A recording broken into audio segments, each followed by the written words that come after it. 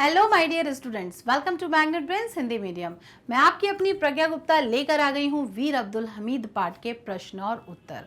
जैसा कि मैंने आपको बताया था कि ये पाठ में एक बच्चे के फौजी बनने तक की कहानी को बड़ी ही खूबसूरती से दिखाया गया है। कैसे उसने अपने सपने को पूरा किया, कैसे उसने मातृभूमि की रक्षा करते करते अपने प्राण तक न्यौछावर कर दिए, उसकी इस महान व्यक्तित्व की हमने कहानी को यहाँ पर जाना था। आज करेंगे हम इस पाठ के प्रश्न उत्तर। तो चलिए शुरू करते हैं। प्रश्न मेरी तरफ से और जवाब होंगे आपके, क्योंकि पाठ को हम बहुत अच्छे से सुन और समझ चुके हैं। यहाँ पर पहला प्रश्न है, अब्दुल हमीद का जन्म कब और कहाँ हुआ था। तो ये होता है पाठ का सबसे आसान प्रश्न, लेकिन यहीं पर पता चल जाता है कि आपने पाठ को कितने ध्यान से सुना है। तो फटाफट से दे दीजिए जवाब कि वीर अब्दुल हमीद का जन्म 1 जुलाई 1933 को धामूपुर, जो कि गाजीपुर में स्थित है, वहां पर हुआ था। तो इस पाठ में, इस उत्तर में मुझे नहीं लगता किसी प्रकार का कोई डाउट आपको आएगा। तो ये तो बहुत आसान सा है, तो फटाफट से अभी पढ़िए और इसको याद ही कर लीजिए। सेना में भर्ती होने के पहले वे क्या करते थे। जब तक वो सेना में भर्ती नहीं हुए थे तब तक वे क्या करते थे। तो जब तक वो सेना में भर्ती नहीं हुए थे तो जो उनका पुश्तैनी काम था, जो उनके पिता करते थे, वे भी सिलाई का काम किया करते थे। आप उसमें एक पंक्ति और ऐड कर सकते हैं कि वो सिलाई का काम करते जरूर थे, लेकिन उनके मन उसमें नहीं लगता था। मन तो उनका सिर्फ फौजी बनने में लगा हुआ था। तो यहाँ पर इस उत्तर को थोड़ा सा आप बढ़ा भी सकते हैं। गा वाला प्रश्न है, उन्होंने किन 2 लड़ाइयों में, प्रमुख लड़ाइयों में भाग लिया और कहां कहां मोर्चा संभाला। तो आपको यहाँ बताना है कि कौन से 2 युद्ध ऐसे थे जिसमें उन्होंने पार्टिसिपेट किया था, यानी कि भाग लिया था।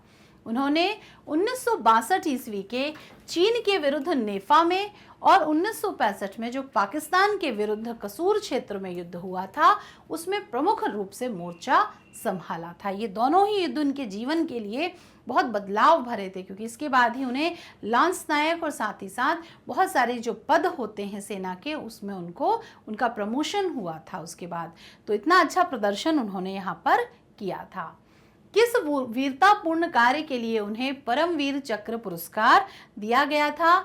तो अब्दुल हमीद ने कसूर क्षेत्र में जब पाकिस्तान के साथ जो युद्ध हुआ था, दुश्मन के 3 टैंक नष्ट किए थे, जिन टैंकों पर पाकिस्तानी सैनिकों को बड़ा घमंड था कि इन्हीं की सहायता से सबको रौंदते हुए हम भारतीय सीमा में प्रवेश कर लेंगे। लेकिन जो हमारे अब्दुल हमीद हैं, इन्होंने उन्हीं टैंकों को नष्ट करके भारत की रक्षा की थी। और साथ में बस दुखद हादसा ये है कि उन्हीं टैंकों से रक्षा करते करते ही उन्हें वीरगति प्राप्त हुई थी। इस वीरतापूर्ण कार्य के लिए ही उन्हें मरणोपरांत, यानी मरने के बाद, उनकी मृत्यु के बाद उन्हें परमवीर चक्र से सम्मानित किया गया था। चीन के युद्ध में हमीद ने जो वीरता दिखाई थी, उसके लिए उन्हें सेना का कौन सा पद दिया गया था। तो मैंने अभी आपको बताया था कि दोनों युद्ध उनके लिए बहुत विशेष मायने रखते थे। चीन के युद्ध के बाद उन्हें प्रमोशन, और पाकिस्तानी युद्ध जो हुआ था उसके बाद तो वो उनकी जान परी बनाया था। टैंकों को समाप्त करते करते वो खुद भी वीरगति को प्राप्त हो गए थे। तो इस वाले उत्तर में हमने जाना कि हमीद ने जो वीरता दिखाई थी, उसमें सेना का कौन सा पद उनको मिला था। तो चीन के साथ युद्ध के बाद उन्हें लांस नायक का पद मिला था। ठीक है, बढ़ते हैं अगले प्रश्न की ओर, जो कि है हमारा प्रश्न 2। गाजीपुर का निवासी होना गौरव की बात क्यों है। सही उत्तर को चुनकर लिखिए। क्योंकि गाजीपुर उत्तर प्रदेश का एक समृद्ध इलाका है इसलिए, या फिर क्योंकि अब्दुल हमीद गाजीपुर के थे इसलिए, क्योंकि गाजीपुर के अब्दुल हमीद को त्याग और वीरता के लिए परमवीर चक्र मिला था इसलिए। तो आपको देना है इन 3 का खगा में से सही जवाब।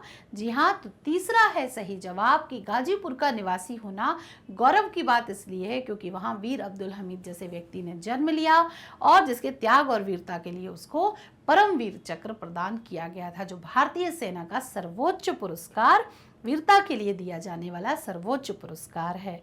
तो इस प्रकार हमने इस पाठ को बहुत अच्छे से पढ़ लिया, समझ लिया, प्रश्नोत्तर कर लिए। अब नंबर है बहुविकल्पीय प्रश्न का, तो अगले वीडियो में वो लेकर हाजिर होती हूँ। बच्चों यहाँ पर बहुत एक ज़रूरी चीज़ है कि एक होता है ज्ञान यज्ञ, ठीक है, जिसमें हम ज्ञान को बढ़ाने की बातें करते हैं, लेकिन इन सब पाठों को पढ़ने के बाद हमें ऐसा लगता है कि जो ज्ञान है उसका सही डायरेक्शन क्या होना चाहिए, तो उसकी सही दिशा ये होनी चाहिए कि हम अपने ज्ञान का, अपनी बुद्धि का, अपनी ताकत का प्रयोग अपनी मातृभूमि की रक्षा के लिए भी करें। हमने जितने भी महान व्यक्तित्व के पाठ पढ़े उसमें हमने देखा कि आज़ादी और ये रक्षा देश की कितनी मुश्किल काम थी, है ना। यहाँ पर आप देख रहे हैं कि जो स्वतंत्रता है ये कितनी मुश्किलों से मिली, मातृभूमि की रक्षा के लिए भी कितने लोगों ने अपने प्राणों के बलिदान दे दिया। तो जहाँ पर हम हैं वहाँ रहकर भी हम अपने देश के लिए कुछ कर सकते हैं, मातृभूमि की रक्षा कर सकते हैं, अपने अधिकारों कर्तव्यों का सही इस्तेमाल करके भी हम देश की रक्षा और देश की सेवा कर सकते हैं। अपने कर्तव्यों का एहसास रखिए हमेशा। क्या आपके कर्तव्य हैं? आसपास स्वच्छता बनाए रखना, भारत की रक्षा करना, सभ्यता संस्कृति का सम्मान करना भी मातृभूमि की रक्षा करना ही कहलाएगा।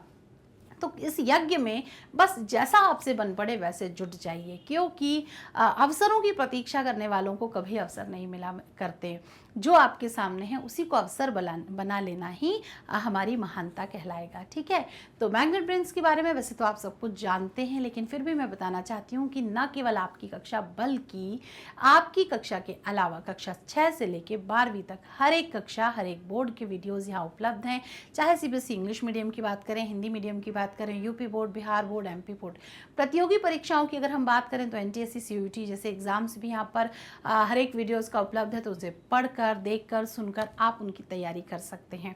ओलंपियाड्स जो कि आपकी उम्र के बच्चों को देना बहुत ज़रूरी है, क्योंकि वो आपके मेंटल एबिलिटी को बढ़ाते हैं, उसकी तैयारी भी यहाँ कराई जाती है। स्पोकन इंग्लिश के लिए भी ढेरों वीडियो मौजूद हैं। तो बस अपने काम का मोती ढूंढिए और बस देख डालिए, सीख डालिए और कुछ बन के दिखाइए। मतलब हमारे बचपन में हमने सुना था कि जम के खाओ, कुछ बन के दिखाओ। तो बिल्कुल वही आपको करना है कि बस जम के खाइए, अच्छा अच्छा खाना खाइए और अच्छा अच्छा पढ़िए, ताकि अपना सर्वांगीण विकास आप कर सकें।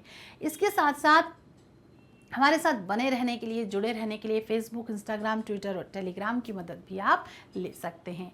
साथ ही साथ वीडियो को लाइक, कमेंट और शेयर तो आप कर ही रहे हैं। तो इस ज्ञान यज्ञ में, महायज्ञ में मेरे साथ बने रहिए। वीडियो को लाइक, कमेंट और शेयर करते रहिए। बुक्स और ई बुक्स की कलेक्शन के लिए भी नीचे जो डिस्क्रिप्शन बॉक्स में एक लिंक दिखाई दे रही है, बस उसको देखिए। उसमें गूगल फॉर्म दिया है, उसको भर दीजिए। सारी इन्फॉर्मेशन हम तक आएगी, चीज़ें आप तक पहुँचेंगी।